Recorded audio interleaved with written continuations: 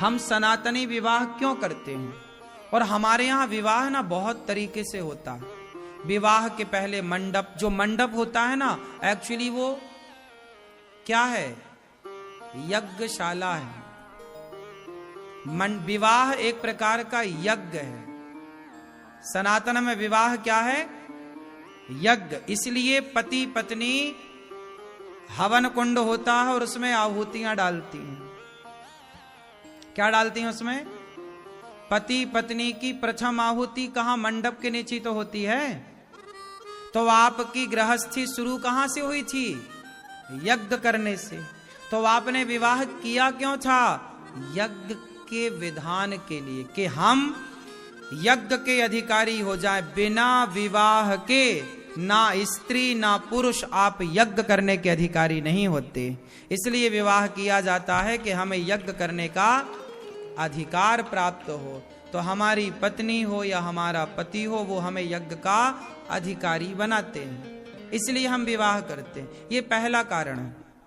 दूसरा कारण है कि हम विवाह इसलिए करते हैं क्योंकि यज्ञ करने के बाद जो हमारी संतान होगी, हम सात्विक हैं, हमारी संतान होगी, और वह संतान जब होगी तो हम अपने माँ बाप का श्राद्ध, दादा दादी का तर्पण श्राद्ध करते हैं।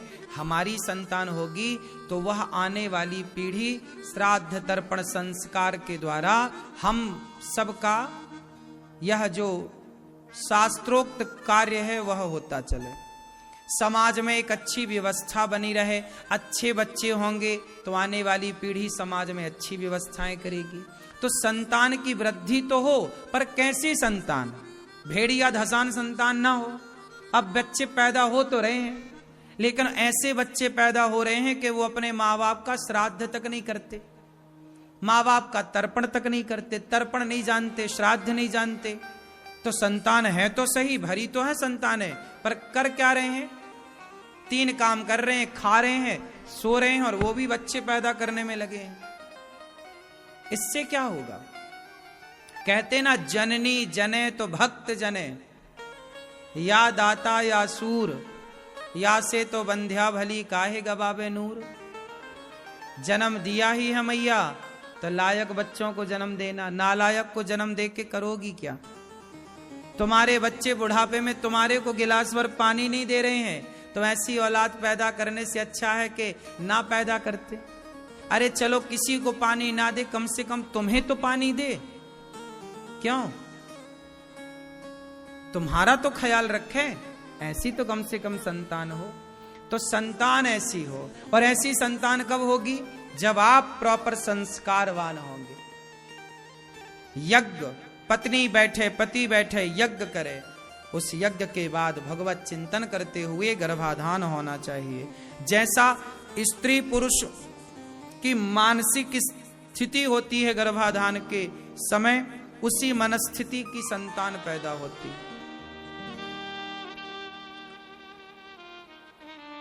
आजकल के बच्चे कहते हैं कि प्यार किया तो डरना क्या, किसी से भी शादी कर रहे हैं, किसी से भी प्यार हो रहा है।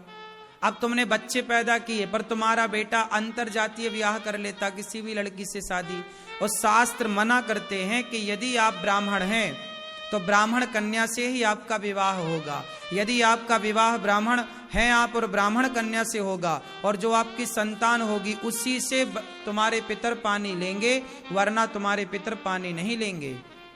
वो वर्ण संकरी संतान से पितर पानी नहीं लेते, ऐसा लिखा है पुराणों में। लेकिन अब कहां आज के बच्चे मान रहे हैं। इसलिए बच्चे ऐसे हों जो परंपराएं लेकर चले, सब चीजों को लेकर चले, तब तो ठीक सिस्टम पे चलना।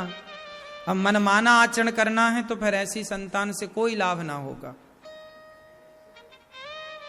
तो विवाह क्यों किया जाता है, यज्ञ के लिए। पत्नी के बिना कोई भी यज्ञ नहीं होता। हम ईश्वर की साथ में मिलकर विवाह इसलिए भी किया जाता है मन को केंद्रित करने के लिए। विवाह के पहले मन 17 जगह भटकता है, विवाह के बाद एक पत्नी में मन लग जाता है और मन सबसे हट करके, जैसे किला होता है, किले में हम तो मार सकते हैं पर हमें कोई नहीं मार सकता।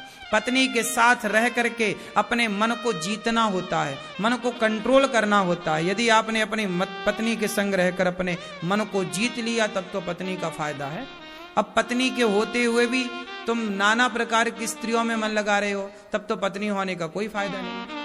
पत्नी का मतलब ही है कि आपका मन सबसे हटकर एक पत्नी में लगे और धीरे से उस पत्नी से भी हटकर परमेश्वर में लग जाए। ये मन को साधना है, इसलिए ब्याह होता है। क्यों? विवाह के बहुत सारे साइंटिफिक कारण हैं। क्यों विवाह करना चाहिए? बहुत सारे कारण हैं। कब विवाह करना चाहिए, कितने वर्ष तक विवाह के बंधन में रहना चाहिए, सब कुछ तो हमारे धर्म ग्रंथों में है। विवाह का कार्यकाल केवल 25 साल का बताया है।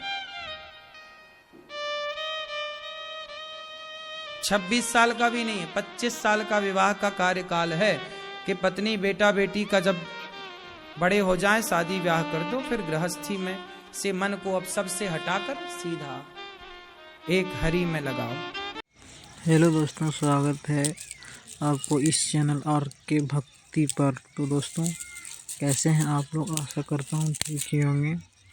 और यदि इस वीडियो में कुछ भी अच्छा लगा होगा तो चैनल को सब्सक्राइब करना ना भूलिएगा एवं कमेंट कीजिएगा एवं वीडियो को लाइक करना ना भूलिएगा। थैंक यू दोस्तों, मिलते हैं किसी नेक्स्ट वीडियो के साथ।